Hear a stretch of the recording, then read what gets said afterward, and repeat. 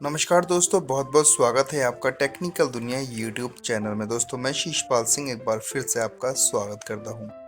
तो जैसा कि दोस्तों आप सभी जानते हैं कि आपका पैसा सहारा कंपनी में फंसा हुआ है और उस पैसे को निकालने के लिए सभी लोग जिद्दोजहद कर रहे हैं, लेकिन अभी तक हमें हमारा पैसा नहीं मिल पाया है। लेकिन अच्छी खबर दोस्तों यहाँ निकल कर के आई है कि कोर्ट के द्वारा एमबी बेली को बेचा जा रहा है। अब दोस्तों मुझे पूरी पूरी उम्मीद है कि इस पैसे से हमारा आपका पैसा पूरी तरीके से मिल जाएगा। लेकिन इसकी कीमत कितनी है और ये कहाँ पर स्थित है, इसको कितने रुपए में पहले बनाया गया था और अभी फिलहाल कोर्ट ने इसकी कितनी कीमत तय की है और नीलामी के दौरान ये कितने की बिकने वाली है, तो क्या इससे हमारा बाकी पूरा पैसा हमें रिटर्न हो पाएगा अथवा नहीं। आज इस विषय में ही बातचीत करेंगे और हर एक पॉइंट टू पॉइंट आपको समझाने की कोशिश करेंगे। तो जैसा कि दोस्तों आप सभी जानते हैं कि हमेशा मैं आपके लिए कोई ना कोई बेहतर न्यूज़ लेकर के आता हूं, जिससे कि आप सही जानकारी के साथ रह सकें। तो चलिए शुरू करते हैं आज की वीडियो। तो नमस्कार दोस्तों, मेरा नाम है शीशपाल और सहारा इंडिया परिवार के प्रमुख सुब्रत राय के सुख चैन के लिए इस टाउनशिप की नीलामी से मिलने वाली राशि अहम होगी। भारतीय प्रतिभूति एवं विनिमय बोर्ड यानी सेबी का बकाया चुकाने के लिए उच्चतम न्यायालय ने हाल ही में सहारा समूह की लग्जरी टाउनशिप एमबी बेली की नीलामी का आदेश दे दिया है। हालांकि सेबी और उच्चतम न्यायालय ने पहले भी कई बार इस टाउनशिप को बेचने का सुझाव दिया था, लेकिन सहारा के वकीलों ने हमेशा इसका विरोध किया। आपको बताते चलें दोस्तों कि कई बार कोर्ट की तरफ से आदेश आए थे कि इसको बेचिए और बेचने के बाद जो निवेशक हैं उनको उनका पैसा आप रिटर्न करिए, लेकिन उनके वकील इतने बहसी थे जो हमेशा इसको रोके रखा। लेकिन फाइनली दोस्तों खुशी की खबर ये है कि अब इसको नहीं रोका जा सकता है और अब इसकी नीलामी तय है।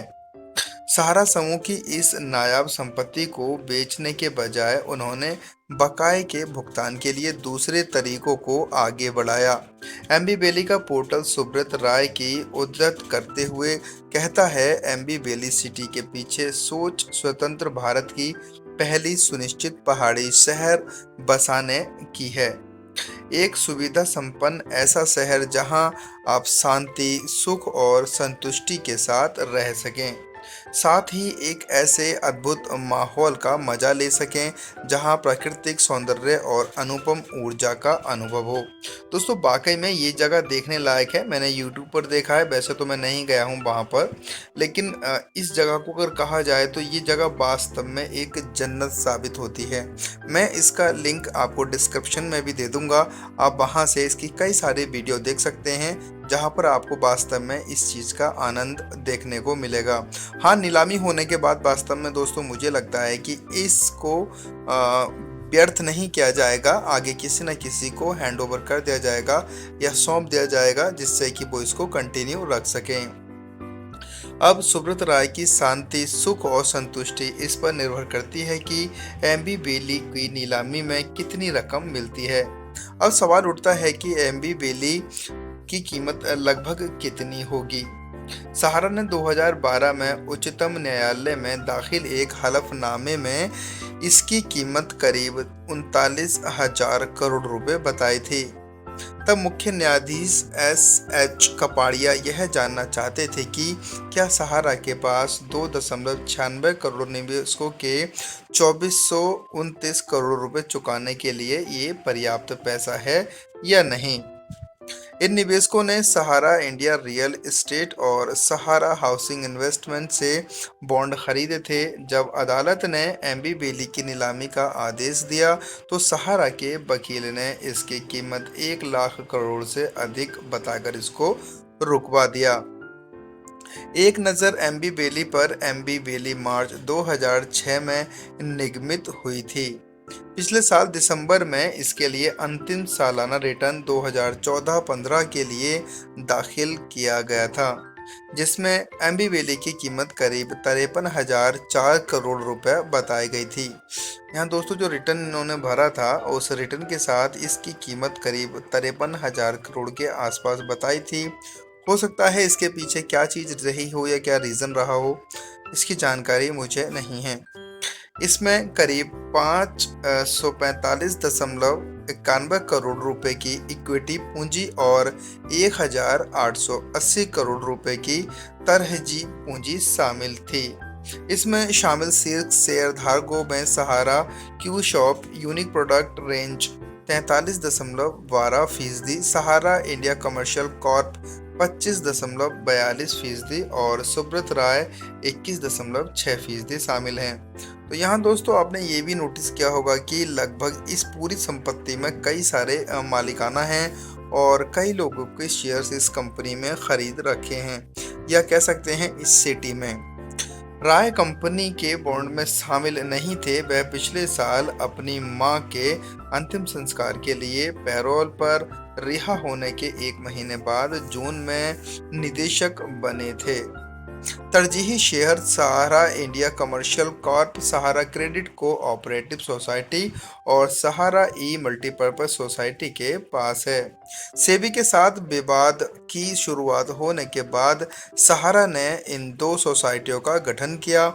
वित्त वर्ष 2015 के लिए दाखिल सालाना रिपोर्ट में एमबी बेली की नेटवर्थ में अधिकांश राशि यानी करीब 51,244.91 करोड़ रुपए आरक्षित और सरप्लस के रूप में थी।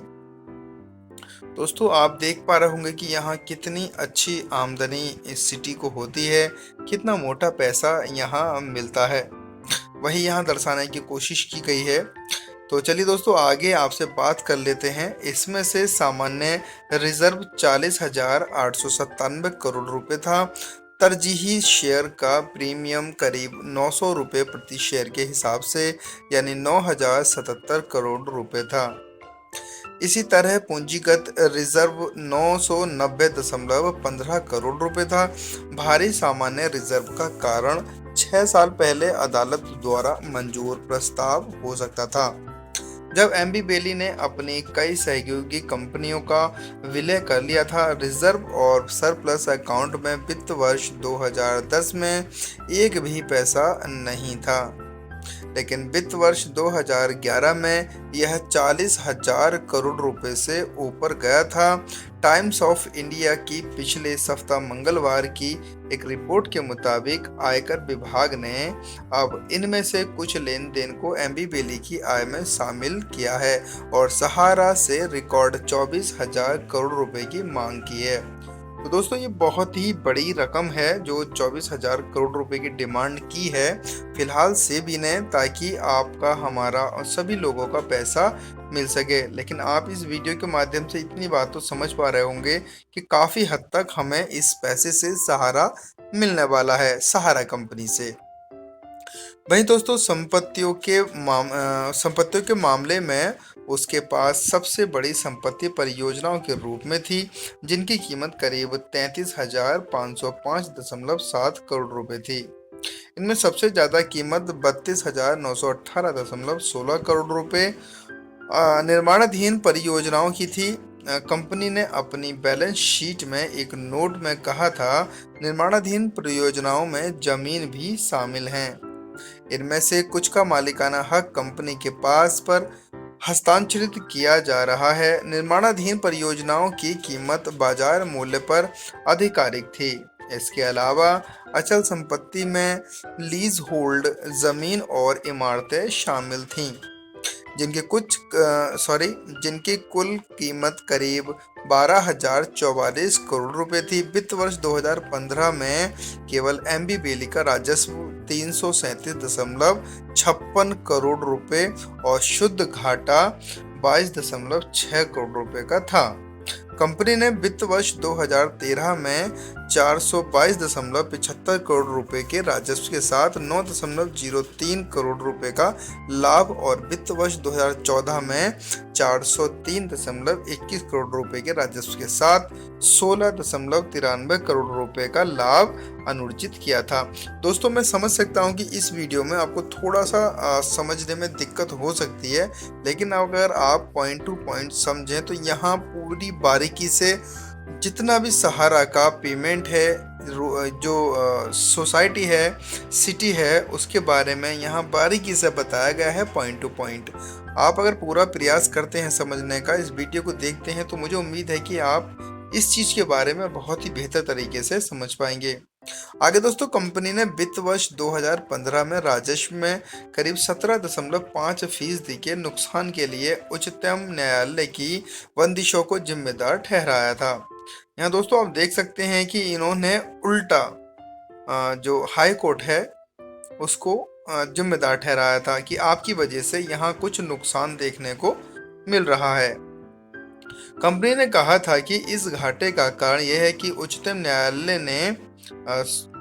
न्यायालय के 21 नवंबर 2013 के आदेश से लगाई गई पाबंदियों के कारण कंपनी अपनी मुख्य व्यावसायिक गतिविधियां यानी रियल एस्टेट गतिविधियों को नहीं चला पा रही है। कंपनी को उम्मीद है कि इस पाबंदियों को हटा लिया जाएगा। कंपनियों का जाल 2014-2015 के अंत तक एमबी बेली की 10 सहयोगी कंपनियां थीं, जिनमें एमबी बेली मॉरिशस भी शामिल थी।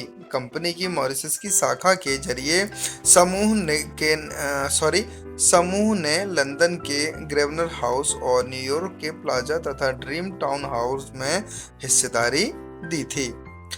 इस कंपनी ने इन परिसंपत्तियों के संचालन के लिए सहयोगी कंपनियां बना रखी थी।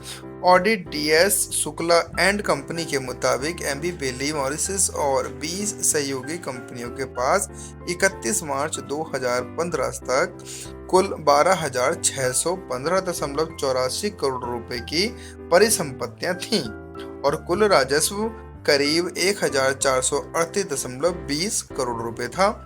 इसी की मदद से एमबी बेली ने 2014-2015 में 1,408 करोड़ रुपए का राजस्व अर्जित किया था। अलबत्ता उसने 362.73 करोड़ रुपए का शुद्ध घाटा दिखाया। कंपनी ने घाटे की वजह 595 करोड़ रुपए का वित्तीय बोझ, यानी आप समझ सकते हैं कि वित्तीय बोझ 582 करोड़ रुपए का प्रशासनिक खर्च और 362 करोड़ रुपए के संचालक खर्च को बताया गया था। वित्तीय प्रदर्शन पर टिप्पणी के लिए भेजे गए एक ईमेल के जवाब में सहारा के प्रवक्ता ने कहा कि उच्चतम न्यायालय ने के 21 नवंबर 2013 को लगाई गई पाबंदियों के कारण एमबी बेली अपने रियल एस्टेट उत्पादों को नहीं बेच पा रही है। इसके कारण 2014 व 2015 के दौरान राजस्व में गिरावट आई है। एमबी बेली की नेटवर्थ करीब 53,000 करोड़ रुपए होने की पुष्टि हुई है। आप समझ सकते हैं दोस्तों, 53,000 करोड़ रुपए कितनी मोटी रकम होती है, वो भी एक साल की। करते हुए प्रवक्ता ने कहा, जमीन पर हमारा मालिकाना अधिकार है और सरकारी रेट के हिसाब से इसकी कीमत करीब 46,922 करोड़ रुपए है। इन्होंने अपनी कीमत खुद ही तय कर डाली है कि यहाँ करीब 50 करोड़ के आसपास इन्होंने बताई है, 50,000 करोड़ के आसपास। संभावित बाजार कीमत 1 लाख करोड़ रुपए से ज्यादा है। 10,600 एकड़ में फैली एमबी बेली मुंबई पुणे हाईवे पर नोलावाना के करीब स्थित है। दोस्तों वैसे लोकेशन अगर देखी जाए तो काफी अच्छी जगह पर है।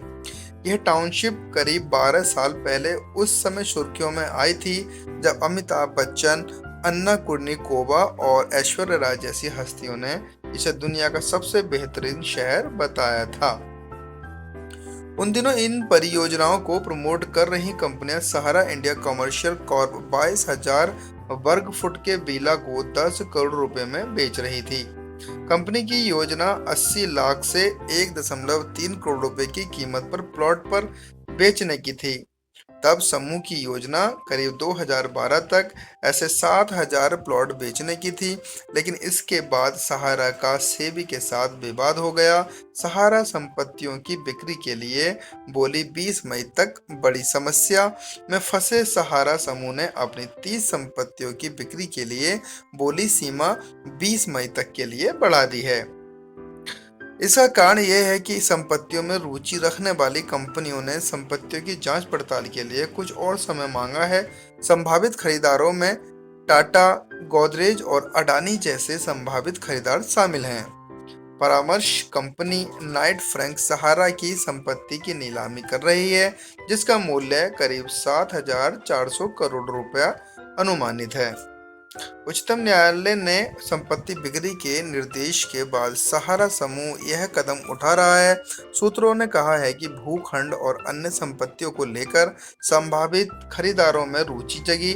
संभावित खरीदारों में पतंजलि समूह तथा ओमेक्स और एल्डोको समेत जमीन जायदाद के विकास में जुड़ी कंपनियां एवं धनाढ्य भारतीयों के साथ सार्वजनिक उपक्रम भी हैं। इसके अलावा चेन्नई स्थित अपोलो हॉस्पिटल ने भी लखनऊ में सहारा हॉस्पिटल के अधिग्रहण में रुचि दिखाई है। सूत्रों के अनुसार नाइट फ्रैंक इंडिया को 250 रुचि पत्र प्राप्त हुए हैं, लेकिन इसमें रुचि रखने वाले पक्षों के अंतिम बोली से पहले जांच पड़ताल एवं अन्य औपचारिकताओं के लिए और समय मांगा है। इस कारण समय सीमा बढ़ाई गई है। इस बारे में संपर्क किए जाने पर सहारा के प्रवक्ता ने समय सीमा बढ़ाए जाने की पुष्टि की है। प्रवक्ता ने कहा कि जांच पड़ताल के लिए संभावित खरीदारों द्वारा समय मांगे जाने के मद्देनजर हमने समय सीमा बढ़ाकर 20 मई 2017 कर दी है। बाजार नियामक सेबी द्वारा विशेषज्ञ एजेंसी की मदद के बावजूद सहारा की कुछ संपत्तियों की नीलामी में कठिनाई जताने के बाद 28 फरवरी को उच्चतम न्यायालय ने सहारा को संपत्ति बेचने की अनुमति दी थी। सहारा ने बिक्री के लिए 6 महीने का समय मांगा था, लेकिन न्यायालय ने पूरी प्रक्रिया 6 हफ्ते में पूरी करने को कहा।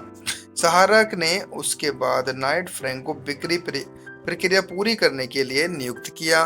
नाइट फ्रैंक से 13 अप्रैल तक संपत्ति की बिक्री पूरी करने को कहा था, ताकि उच्चतम न्यायालय के निर्देश के अनुसार समय सीमा का पालन हो सके, लेकिन संभावित खरीदार द्वारा समय मांगे जाने से ऐसा नहीं हो पाया।